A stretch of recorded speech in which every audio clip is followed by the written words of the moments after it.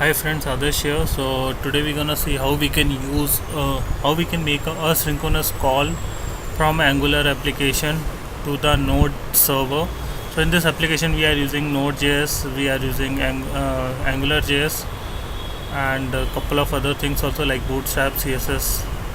So I have done with the POC. I'll just give you a code walkthrough of that, so you will understand what exactly it does. So what I have done, I have created a server.xml, but before that I'm gonna tell you the package.json file where we have a name of application, version, description, engine, and then license, readme, repository, then author, then dependency like express and log4j. I'm using into this.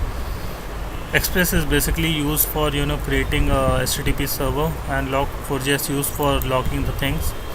So this is the server.js. Basically it's a node file. So we have set that required express module, so we are importing the express module into this, and then we are saying application equal to express, and then we are saying that all the static content for the application is under this underscore directory. Directory name will give you the path for this directory, and plus public/public, so it will go into this. So all static requests serve it from this location. And then we have a log4j configuration here. You can see that required log4j, we are importing that log4j, and then we are configuring the appenders, console appender and file appender. So file will be created on this location, the category dev, and then we have set get the dev and set all logger levels, and then we are using it. So this is a data which we have created for service 1. So basically what we have defined a get method, application.get method with this URL. This is a request response object. We are just logging it, and we are responding the JSON with the message, this, and the current time itself, and same all these things are done for the file services. So our application server will be running on this port number and this host, and I'm just logging this info here. So inside the public, if I get into that, we have a CSS folder where we have bootstrap related file. This is my own custom CSS. Inside JS we have libs where we have AngularJS, bootstrap and jQuery related JS files. And then finally I am having my own application.js. So in application.js, what I have done, I have just created a module with the name application. I have created a controller where I have injected a $scope, $log and application service and I have defined one model object inside the scope, and I am just giving a static content to that, and I have defined a list of URLs. Basically these are the URLs which we gonna hit to the node server. And then we had defined a method get data list.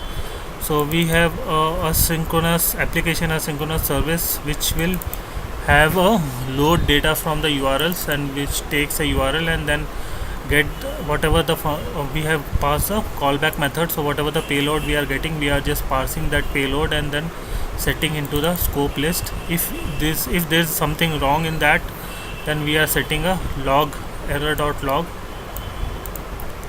basically. And then this is a async service where we have defined the load data from URLs.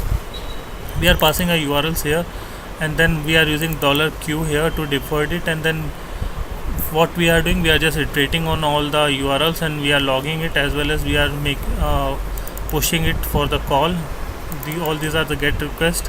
We are logging it here, and then with the help of $q, whatever the URL calls we have done, so whatever the response we are getting, we are just stringifying that and logging at that thing, and as well as we are stringifying that thing and resolving it in the deferred. And then with the deferred, if it is error, we are rejecting that. If deferreds are updates, then we gonna update that, and we are returning the promise to the caller. So that's how we can just do this thing. And I have enabled the Node.js plugin for in the IntelliJ, so I am having a facility to execute it from here. So So what you guys can do, if you are using IntelliJ or something, you can go into the plugin, you can say node plugin, and you can say just there will be install plugin option will be there, you can just install that thing. So this option will come, you can say run. So here you can see that log, because of the log which I have kept in the server.js file, I am able to see localhost, and my application runs on localhost, and this thing I am gonna get the application on localhost. My server is running on port number 3000, so I should get the UI on this. See, so we get this thing async call.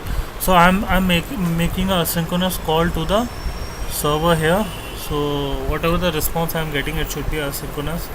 So let's see. So here see the time difference. If you see 791 millisecond, 804 millisecond, 807 millisecond, 813 millisecond, 823 millisecond.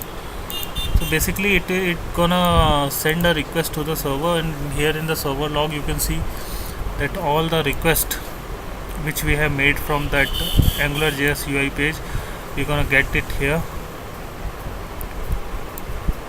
And so that's how we can create a AngularJS application for asynchronous request to the Node.js server. So I'm gonna save this URL, this application, to my GitHub repository, which is github.com Adarsh Kumar Singh 83 AngularJS Angular_JS. So my all applications are already there, and I'm gonna save this application to the same location. So till then, bye, take care.